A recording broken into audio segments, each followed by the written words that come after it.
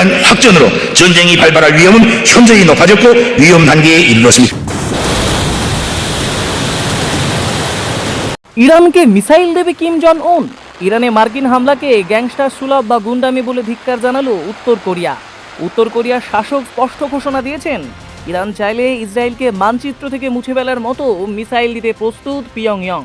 আমেরিকার আধিপত্যবাদের বিরুদ্ধে উত্তর কোরিয়ার এই কড়া অবস্থান এবং মধ্যপ্রাচ্যের নতুন মেরুকরণ বিস্তারিত জানুন। স্বাগতম। আপনি দেখছেন আজকের বিশেষ প্রতিবেদন। আজকের আন্তর্জাতিক অঙ্গনে সবচেয়ে আলোচিত বিষয়, ইরানকে ঘিরে নতুন করে তৈরি হচ্ছে উত্তেজনা, আর সেই ইস্যুতে সরব উত্তর কোরিয়া।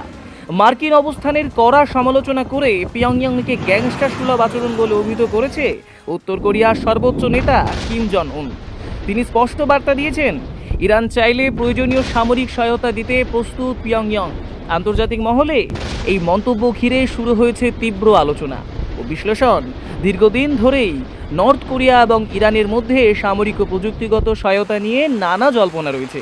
বিশেষ করে ক্ষেপণাস্ত্র প্রযুক্তি ও প্রতিরক্ষা কৌশল বিনিময়ের অভিযোগ একাধিকবার উঠেছে, যদিও আনুষ্ঠানিকভাবে এসব বিষয়ে বিস্তারিত স্বীকারোক্তি খুব কমই পাওয়া যায়।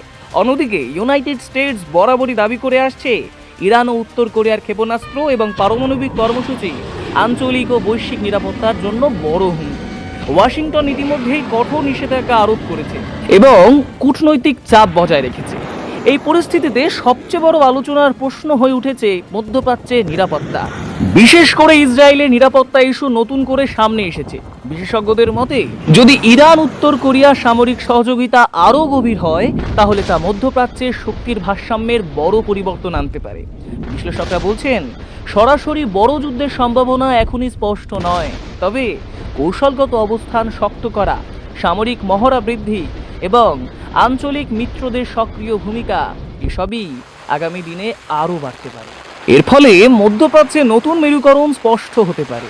একদিকে যুক্তরাষ্ট্র ও তার মিত্ররা, অন্যদিকে ইরানকে ঘিরে থাকা সম্ভাব্য সমর্থনশীল শক্তি। আন্তর্জাতিক কূটনৈতিক মহল অবশ্য পরিস্থিতি শান্ত রাখার আহ্বান জানিয়েছেন, কারণ উস্কানিমূলক বক্তব্য বা সামরিক সহায়তার ইঙ্গিত যে কোনো মুহূর্তে উত্তেজনাকে আরও জটিল করে তুলতে পারে।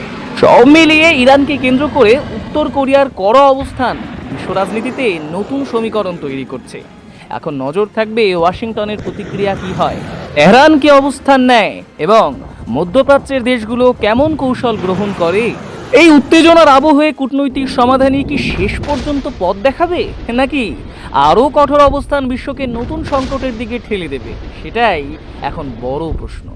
আজকের বিশেষ প্রতিবেদন এখানেই শেষ করছি। আপডেট পেতে সঙ্গে থাকুন। ধন্যবাদ।